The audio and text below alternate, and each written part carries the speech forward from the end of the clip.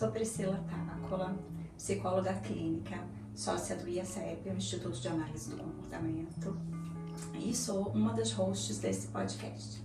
E hoje eu trouxe a Laira Stabile. Seja muito bem-vinda, Laira, que também é psicóloga clínica e uma das sócias aqui do IACEP, para falar um pouquinho sobre mulheres e autocuidado, principalmente o autocuidado emocional e a maturidade emocional. A gente vai fazer uma série de entrevistas sobre mulheres em diferentes fases da vida e hoje a gente trouxe a Laira para falar um pouquinho com a gente aqui sobre mulheres e autoestima, autocuidado e maturidade emocional. Seja muito bem-vinda, Laira. Obrigada, Pri. É um prazer estar aqui com você, principalmente falando um pouquinho sobre autocuidado feminino. Acho que, claro que dá um friozinho na barriga, né? Mas é uma delícia estar aqui falando com você, principalmente desse tema que é tão caro para mim e tão importante. Né? E conta um pouquinho, Laira, como que você chegou a esse tema? Assim, qual foi o seu interesse? Como que isso te tocou e fez com que você se interessasse para estudar e para trabalhar com isso? Legal, boa pergunta. Ao longo da minha história, eu sou mulher, eu cresci no mesmo ambiente em que muitas mulheres cresceram, de acreditarem que aquele conto de fadas, né? Nossa, eu vou ter um relacionamento que vai salvar a minha vida. Eu preciso de um relacionamento para ser validada socialmente, né? Cresci nesse mundo, vivi nesse mundo. Meu primeiro relacionamento foi um relacionamento duradouro, longo. Tive um casamento também. E aí, quando ele acabou, eu senti que, opa, peraí, a realidade tá batendo na minha porta, né? Acabei levando uma rasteira da vida e passei a entender que, assim, a vida não é como em um conto de fadas, como a gente cresceu vendo, cresceu aprendendo, acho que principalmente com desenho e filme da Disney, né? A vida é entrar em contato com o desconforto o tempo todo e escolher quais os desconfortos que valem a pena entrar e conviver de acordo com os nossos valores, né? E foi aí que, então, eu preciso olhar pra mim, eu existo, eu preciso estar no mesmo patamar que as outras pessoas. Foi aí que eu passei a olhar pro meu autocuidado emocional e acho que, consequentemente, ver uma realidade que talvez até esse momento era muito camuflada pra mim, sabe? De mulheres que em muitos momentos, que talvez grande parte da sua vida, passam por relacionamentos em que elas não se colocam no mesmo patamar que a outra pessoa, né? É como se o relacionamento tivesse num pedestal, assim, e acabam se esquecendo disso. É como se o relacionamento fosse a única coisa importante da vida, assim. Eu tô pensando nisso, a minha filha e as amigas têm entre 14 e 15 anos, né? Eu fiz uma viagem com as meninas agora no carnaval e uma das amigas falou assim, alguma coisa que elas estavam brincando e ela falou: ai gente, eu não posso morrer antes de casar. E daí isso me chamou a atenção, eu falei, nossa, o objetivo e o sonho da vida de uma adolescente é casar, como se isso fosse a única coisa importante da vida, né? Não que eu não acho que relacionamentos são importantes, inclusive acho super importante relacionamentos saudáveis, mas da forma como as mulheres são educadas, parece que elas têm que buscar isso como se a felicidade só fosse através disso, né? Sim, e é aí que o problema começa, né? Porque eu brinco assim que quanto mais você sente que precisa daquilo, menos saudável tem chances de ser, assim, né? Foi aí que, quando eu me separei, né? Foi aí que eu comecei a pensar, peraí, onde estão os outros prazeres da minha vida? Quais são eles? Eu fiquei muito tempo sem perceber isso. E eu acho que a gente cresce numa sociedade em que a gente é ensinada a olhar para um relacionamento como se fosse um salvador da pátria, né? Esse tipo de relação é muito complicada, porque abre espaço para você esquecer facilmente de você, das suas necessidades, dos seus valores. Né? E um outro ponto que eu acho dessa questão da cultura que você está trazendo, que você falou um pouco dessa fantasia, dessa coisa da princesa, né? Eu sempre brinco, assim, a história da princesa vai até e eles casaram e foram felizes para sempre. Sim. E eu falo, tá bom, e como é que a gente cuida desse relacionamento depois? O que a gente faz para um relacionamento ser saudável, né? Sim. Como se o que importasse fosse o encontro e o casar. E o depois é foram felizes para sempre. Daí eu falo como? Como que se é feliz? Como que se constrói esse relacionamento saudável, né? Sim, perfeito. Eu acho que estar em um relacionamento é estar o tempo todo, ou grande parte do tempo, entrando em contato com alguns desconfortos, como acontece na vida, né? Acho que é importante desconstruir essa ideia de quando você tá sem um relacionamento, quando você tá solteira, você curte, você vive a felicidade, em um relacionamento não. Opa, peraí, não é bem assim, né? São histórias diferentes, são momentos diferentes em que em um e em outro contexto existe o desconforto. E a felicidade. Exatamente, exatamente. Muito bem lembrado. E eu acho que assim, um dos principais tópicos que a gente precisa considerar ou aprender ao longo da vida são os nossos valores, né? Eu entender que assim, por exemplo, pra mim, e eu acredito que em um relacionamento saudável, um valor que é fundamental, primordial, não é nem uma escolha, parece, né? É uma necessidade, é o respeito, né? E respeito não é, eu quero respeitar, eu quero ser respeitada. A gente encontra isso nas ações. Quais ações que eu faço? O que eu faço de ações que são coerentes com o respeito, né? Eu olho pra mim, eu entendo as minhas necessidades biológicas, eu sinto as minhas emoções, eu nomeio as minhas emoções, eu regulo as minhas emoções, eu cuido de mim, eu me respeito e, consequentemente, eu tenho mais chances de respeitar a outra pessoa, de entender os limites dele ou dela, né, dentro de um relacionamento. Eu acho que esse é um dos tópicos, assim, principais que você vai construindo os seus valores ao longo da vida.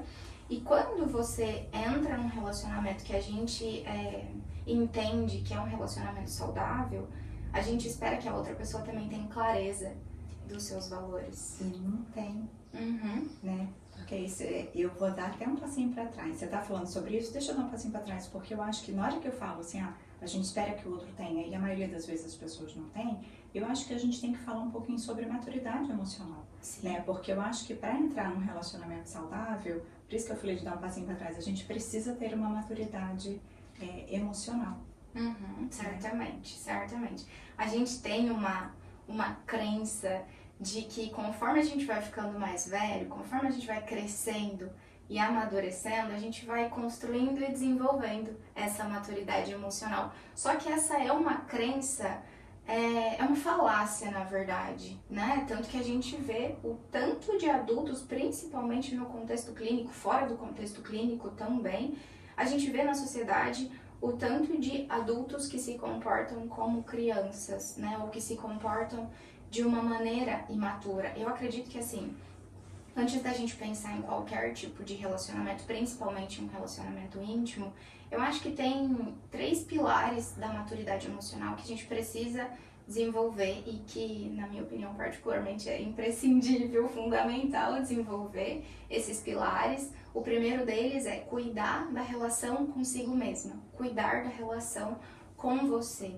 A gente vive hoje em uma sociedade que, assim, muitas pessoas têm o hábito imaturo de esperar que a outra pessoa, familiar ou amigo ou até um parceiro, regule as suas emoções. Mas essa é uma responsabilidade que é nossa. Se eu cheguei em casa, por exemplo, depois de um dia de trabalho e a minha casa tá toda bagunçada e o meu parceiro combinou comigo que ia arrumar a casa, que ia limpar, organizar a casa enquanto eu estava no trabalho, muito provavelmente quando eu chegar na minha casa, eu vou sentir coisas. Eu vou me sentir angustiada, eu vou ficar com raiva. Sim. E aí é que entra esse regular das emoções. Eu acho que tem 2 caminhos.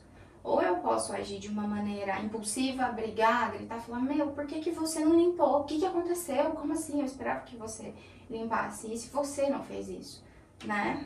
E tem um outro caminho que, na minha opinião, é um caminho mais maduro, que é o primeiro passo, reconhecer o que você está sentindo, nomear o que você está sentindo, é o primeiro passo para regular as suas emoções, né? Dá um tempo, é importante esse espaço entre o que você sente, a primeira reação que o corpo sente ali, e de fato nomear a emoção, né? Para você conseguir escolher a ação que você quer ter, que você vai fazer, e ser coerente com os seus valores.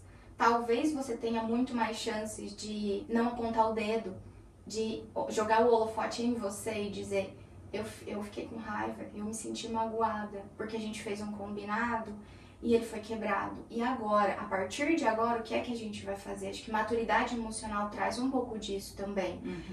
A coisa aconteceu, a porcaria aconteceu, o erro tá ali. Mas ao invés de culpar, de jogar o holofote no outro, de apontar o dedo, eu acho que o menos custoso, o mais útil e que todo mundo sai ganhando o que a gente vai fazer a partir de agora? Tá, a situação tá aqui, e aí?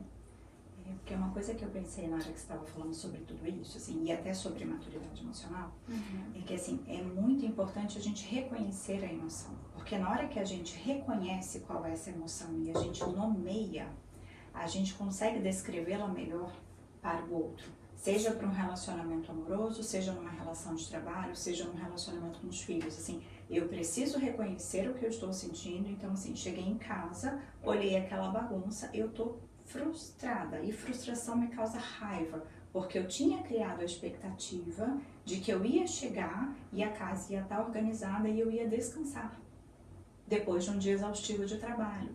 Que numa parceria eu espero que um faça isso pelo outro. Então assim, na hora que eu reconheço essa emoção e eu sei que eu tinha uma expectativa, a minha expectativa foi frustrada e essa frustração me causa raiva, é mais fácil de eu me comunicar. E para mim, Lara, na hora que você falou sobre reconhecer o sentimento, um ponto que eu vejo que é um grande problema em todas as relações é a responsabilidade. As pessoas têm muita dificuldade em reconhecer qual é a responsabilidade delas sobre aquilo que acontece, entende? É muito fácil jogar a responsabilidade para o outro, né? Então, assim, vários relacionamentos que eu falo que os relacionamentos abusivos clássicos, sempre a culpa é do outro e nunca é do agressor. Mas mesmo em relacionamentos que não são abusivos, mas que não são relacionamentos saudáveis, uma das grandes questões que as pessoas têm que perguntar é qual que é a minha parcela de responsabilidade. E o outro tem que saber qual que é a parcela de responsabilidade dele. A partir da hora que as pessoas se responsabilizam, elas assumem uma maturidade. Então, assim, isso aqui é meu, eu vou pegar para mim e eu vou resolver. Eu não vou ficar empurrando para o outro isso que é da minha responsabilidade, né? Sim, perfeito. Eu acho que muda tudo. Se a gente aprendesse desde criança, não olhando para o passar do tempo, mas olhando para o desenvolvimento da maturidade emocional acompanhado do desenvolvimento da vida, a gente teria muito mais relacionamentos saudáveis aí, né? Só por essa pegada de se responsabilizar só pelas suas emoções. Eu acho que a consciência emocional é muito mais desenvolvida, a avaliação, né, do contexto. Opa, peraí, aconteceu isso, mas o que é meu? Né? O que eu vou fazer por mim? E não esperando, criando aquela expectativa também de que o outro vai te salvar, de que o outro é responsável por cuidar de você, porque não é. E isso é o mínimo. Não é uma coisa, nossa, é um sonho. Isso é o mínimo que as pessoas que as pessoas podem escolher fazer, né? Acho que é isso. Que ótimo. E eu fiquei pensando também se o que a gente está nomeando de maturidade emocional entra numa característica importante que eu acho que é saber reconhecer os valores. Sim.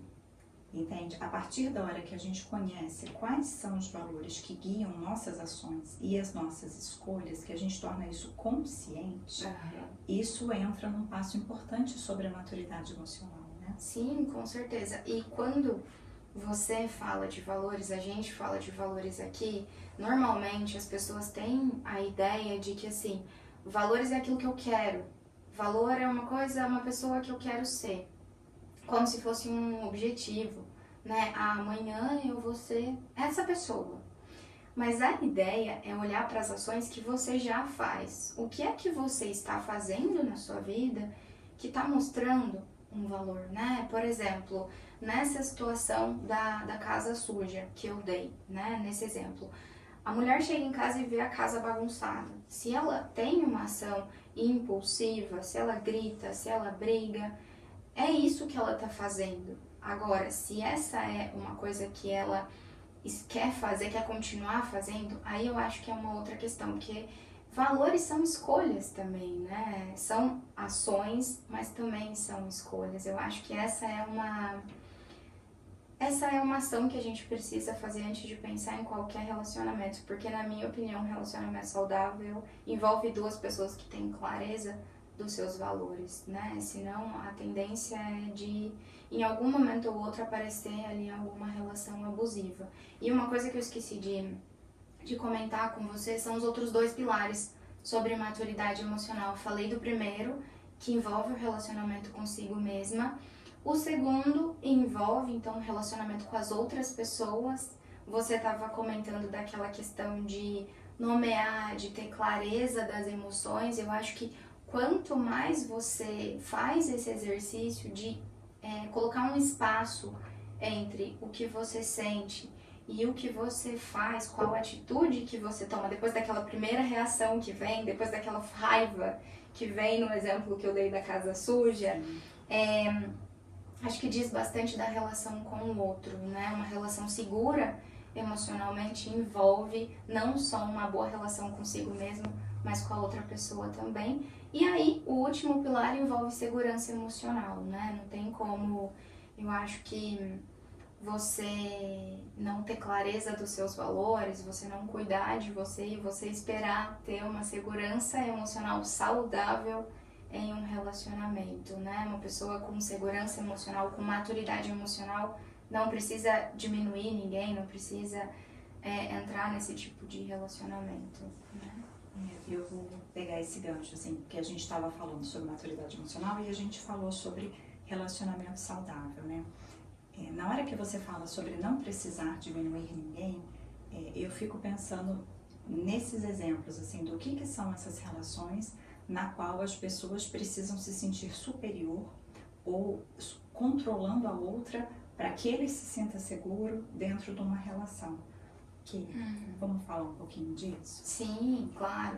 Eu acho que falando dessa relação, tem vários exemplos que a gente pode pensar, né? Um deles, que eu pensei enquanto você estava falando, são falando das mulheres, principalmente aquelas mulheres que fazem ações, que fazem coisas esperando ser validada externamente, esperando validação do outro, esperando aplauso, né? É muito perigoso esse tipo de relação, porque você acaba fortalecendo, eu brinco que você acaba fortalecendo o ego e não de fato a sua autoestima, cuidando da sua maturidade emocional, né? Quanto mais você olha para fora e joga o holofote para fora, menos você olha para dentro, para você, para o que importa para você, e menos você tem ações coerentes com o que importa para você. Você estava comentando da responsabilidade. Eu acho que anda junto com a responsabilidade emocional, a responsabilidade pelo que é seu, a coerência. Gente, eu tenho olhado muito para isso. Assim, eu tô tentando educar comportamentos novos para meu cachorro. E assim, eu tenho observado muito isso. O que eu tô sendo coerente na educação com ele? Qual ação que eu faço que é coerente em mostrar o que eu quero, o que eu não quero? Principalmente pensando aí no respeito, que eu acho que é um pilar básico de todas as relações, né? Essa é uma coisa que é muito importante para mim, eu diria que é fundamental, né? Se você... É uma coisa bem básica, assim, bem mínima também. Se você gosta de X, por quê? Pra quê afirmar que gosta de Y, né? Muito provavelmente esse holofote não tá em você. Tá muito mais para agradar o outro, né? Ou fazer alguma coisa para o outro que de alguma forma vai trazer alguma coisa boa para você, entende? Eu fico pensando sempre nas relações de consequência, assim. Né? Então, assim, mesmo quando eu me calo e eu faço alguma coisa porque o outro quer, eu escolho pelo outro, isso traz uma consequência boa para mim. Seja o outro me tratar melhor, o outro me agradecer, o outro, entende? Mas daí eu tenho que olhar dentro dessa relação o que eu quero construir.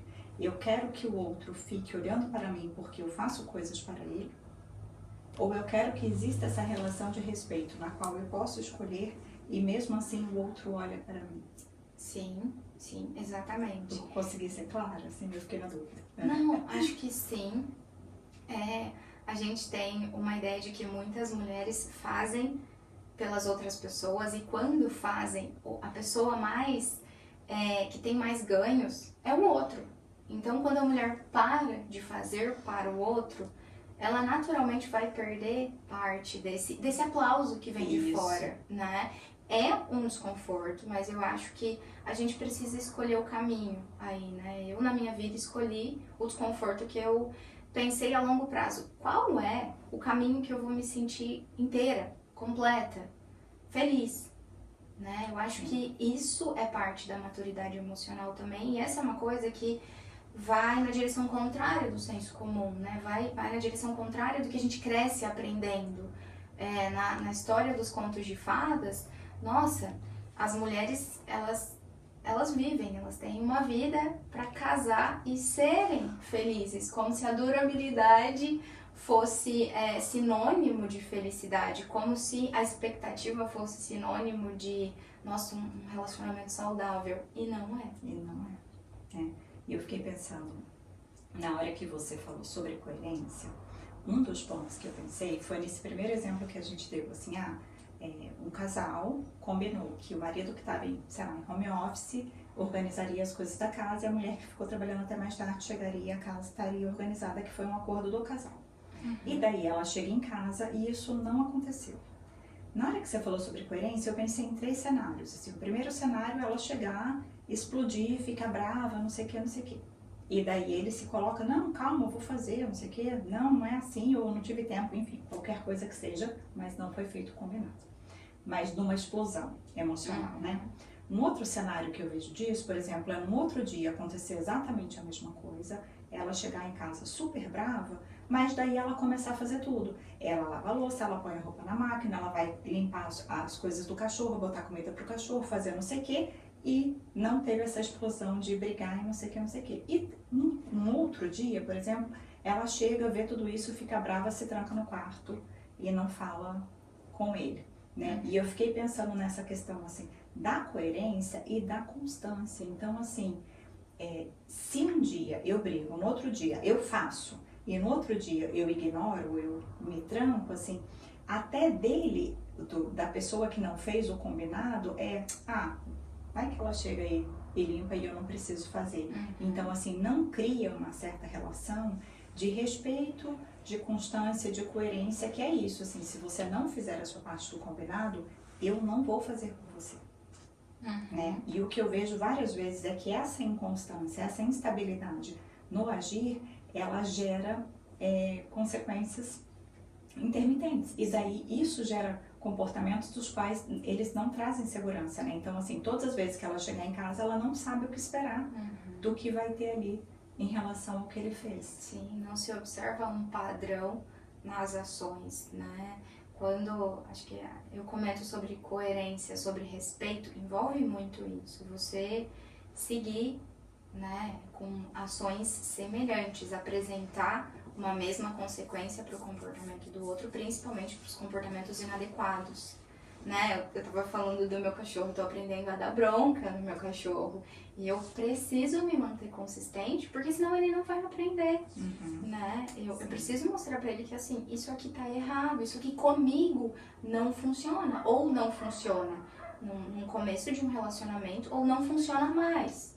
É que nem um outro exemplo de uma mulher que pode reclamar que assim, o marido não dá carinho, o marido não convida essa mulher para sair, mas toda vez que ele fala qualquer coisa relacionada a vamos sair, ela se arruma, ela fica pronta, eles não precisaram passar pelo processo dele tá ali, dele convidar, dele fazer um convite adequado. E se ela sente falta disso, o que é que ela pode fazer para que esse convite assertivo, adequado aconteça, né? Como que ela pode mostrar para ele que ela precisa disso naquele momento, ela precisa ser coerente, né? Eu tô falando das mulheres, mas eu acho que isso cabe para o comportamento de qualquer pessoa, né? Isso é o mínimo da maturidade emocional, para você ter um relacionamento saudável, se ver como uma pessoa inteira, mostrar quem você é dentro dos relacionamentos, ter segurança emocional,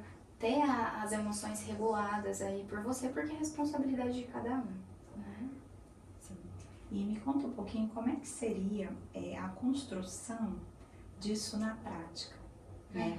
Na hora que a gente pensa nessa maturidade emocional, de tentar construir relacionamentos saudáveis, como que eu construiria esse autocuidado na prática, assim, se a gente fosse pensar em situações? Perfeito. Eu acho que a primeira delas é uma que eu já comentei um pouquinho aqui, que é regular as suas emoções. Essa é uma responsabilidade sua e eu comentei que uma estratégia para fazer isso é: aconteceu uma situação, você teve a primeira reação, e aí? Primeiro entender o que está acontecendo com você. Você sentiu raiva, angústia, tristeza, felicidade? Dá nome para isso, né? Aí já é meio caminho andado, não só para você regular as suas emoções, mas para você comunicar isso para outra pessoa e pensar no que fazer daqui para frente.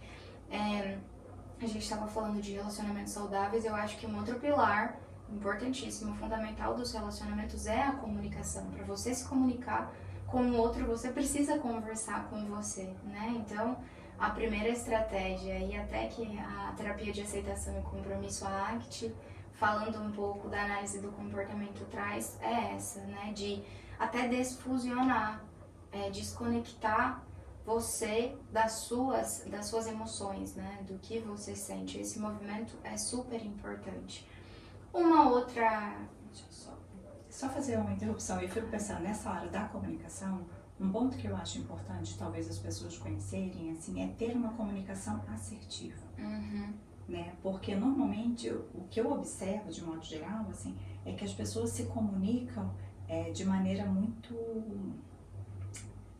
superficial, ou elas não conseguem comunicar aquilo que elas realmente estão pensando e estão sentindo de maneira adequada, descrevendo a situação e no momento correto.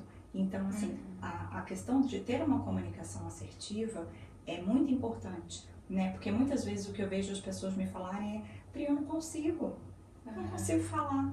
E daí na hora que eu vi, falei de qualquer jeito. E eu falo: não, então calma, na hora que você parou para refletir o que eu tô sentindo, por que eu tô sentindo isso, né? E como que eu vou comunicar isso ao outro, né? Que eu preciso ter clareza do que é, para depois eu conseguir comunicar. E eu falo: pensa na forma como você gostaria de comunicar isso ao outro. E não é acusando, porque daí a gente entra naquela questão da responsabilidade. Não é acusar o outro, mas é conseguir descrever e explicar a situação de acordo com você, sim, com o eu, para que o outro possa entender e ser empático a tudo isso que está acontecendo, né? Sim, a empatia é uma outra habilidade, né, da maturidade emocional. E pensando na comunicação, eu acho que é uma comunicação diferente daquela comunicação que a gente cresceu aprendendo também, né? É uma comunicação que o foco não é na outra pessoa, o foco não é no objetivo da ação daquela outra pessoa. Por exemplo,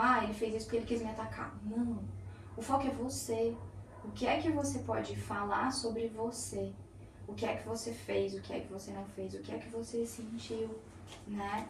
Isso abre espaço para gerar mais conexão e não desavença, não distanciamento, né?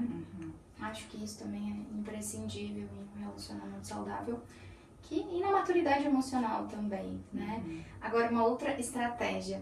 Eu acho que quando você assume a responsabilidade pelo que você sente, pelo que você faz, pelo que você deixou de fazer, é muito mais fácil desenvolver uma certa flexibilidade para reparar alguns danos. Ninguém é perfeito. Relacionamentos saudáveis não é que não tem erros, não é que não tem problemas, muito pelo contrário, né? Eu vejo um relacionamento saudável e também a maturidade emocional como uma casa. Não precisa ser a casa mais bonita da rua, precisa ser uma casa bem estruturada, com uma base sólida, né? E quando você tem isso, acho que você consegue ser flexível para entender aonde você pode melhorar das próximas vezes. A maturidade emocional e os relacionamentos saudáveis, eu acho que envolve o se conectar com pessoas para crescer e não para vencer, né? A ideia acho que é um pouco diferente. E aí pensando nesse quesito de reparar, é olhar para frente, tá? Aconteceu isso, e daqui para frente, o que eu posso fazer? Qual que é o caminho que eu posso seguir para reparar isso? Então essa flexibilidade é algo que as pessoas podem tentar ir adicionando na rotina, na vida ideal, e enfim, tentar tornar isso como prática do dia a dia, né? Uma outra questão que eu acho que não é tão simples e não é tão fácil, é um processo de tentativas, é se vulnerabilizar emocionalmente, né? Acho que não tem como você praticar o autocuidado sem falar de você, sem olhar para você, sem descrever o que você tá vivendo. E se permitir sentir, né? Porque na hora que você fala sobre vulnerabilizar, eu vejo que as pessoas evitam sentir. O sentir traz uma avalanche de coisas e coisas ruins, muitas vezes, né? Quando a gente está sentindo felicidade, tá tudo bem. Agora, quando não é felicidade, é um sentimento que causa uma certa angústia, as pessoas tendem a se esquivar. E eu falo vulnerabilizar é se permitir sentir. Sim. Saber que você vai sentir tudo isso e que você vai ter ferramentas para lidar com isso e que tá tudo bem. Né? Porque eu vejo que a maioria das pessoas fala, eu não quero nem saber, porque senão eu não vou conseguir sair disso. Eu falo, vai. A gente cria as ferramentas para conseguir sair disso. O vulnerabilizar-se é uma dessas ferramentas, né? Porque daí a gente aprende, a partir da hora que a gente se permite sentir e a gente consegue colocar isso para o outro, e nessa relação a gente aprende a lidar com tudo isso, né? Sim, certamente. Eu fiquei pensando enquanto você estava falando que felicidade é fácil de sentir. Mas eu acho que uma pessoa que não se permite sentir aquelas sensações ruins, socialmente falando, também tem dificuldade em sentir prazeres, em sentir a própria felicidade, né? Sim. E isso é basal, a gente precisa aprender a lidar com isso de uma forma ou de outra, porque a gente só não vai sentir quando a gente morrer, no final das contas, né? Sim. Sim. Então eu acho que isso é básico, assim, para desenvolver um autocuidado na prática, né? Além de uma outra coisa que é mínima, na minha opinião, é ter clareza dos seus limites e colocar isso nos seus relacionamentos, né? Sejam eles familiares, íntimos ou não, né? Eu acho que isso é só você que tem acesso, isso é só você que tem possibilidade de entender e de pega que é teu. E eu acho legal a gente falar sobre limites, porque daí limites para mim entra em relacionamentos amorosos saudáveis, mas entra para a vida, assim, a gente precisa estabelecer limites nas relações de trabalho, né? O tanto que se eu trabalho muito, se eu trabalho pouco, como é que é isso na minha vida? Eu preciso estabelecer limites com filhos, eu preciso estabelecer limites com família. Família sempre testa mais o limite, então assim, e é importante a gente reconhecer qual que é o nosso limite e a gente conseguir dizer, olha, até aqui tá tudo bem, para passar daqui não tá, mas tudo bem, né? E normalmente eu percebo que o limite, o que sinaliza é um desconforto. Ele pode ser sutil, né? Mas na hora que a gente percebe que existe um desconforto, talvez ali esteja o nosso limite. E é importante a gente olhar para isso, porque eu vejo que as pessoas falam, tem um desconforto aqui, mas dá, eu consigo mais um pouquinho. Sim. Tem um desconforto aqui, mas tá tudo bem, né? E assim vai indo, de repente, quando a gente vê, a gente ultrapassou muito aquele limite, que seria um limite saudável, para que eu conseguisse ficar bem, né? Dentro do contexto que eu tô. Sim, acho que é isso. E também não significa que assim, se você tá num relacionamento que você sente que precisa melhorar, por exemplo, um relacionamento com uma amiga, nunca é tarde, né? Sempre, eu brinco assim com minhas amigas, com todo mundo que eu convivo, com quem eu atendo também, que a gente sempre precisa, a gente sempre pode melhorar, né? Então eu acho que é isso. Quem não sente que tá faltando aí algumas habilidades da maturidade emocional, sempre tem tempo, né? Com certeza, eu falo assim, enquanto a gente está vivo, a gente tem que tentar melhorar e construir uma vida mais saudável, uma vida mais de acordo com os nossos valores, com aquilo que realmente faz sentido. E não simplesmente a vida ir acontecendo e você sentir que não tem o controle das coisas que estão acontecendo na própria vida, né? Sim, e acho que esse controle que você está dizendo é o controle daquilo que você dá conta de mudar para melhor. Isso. Perfeito.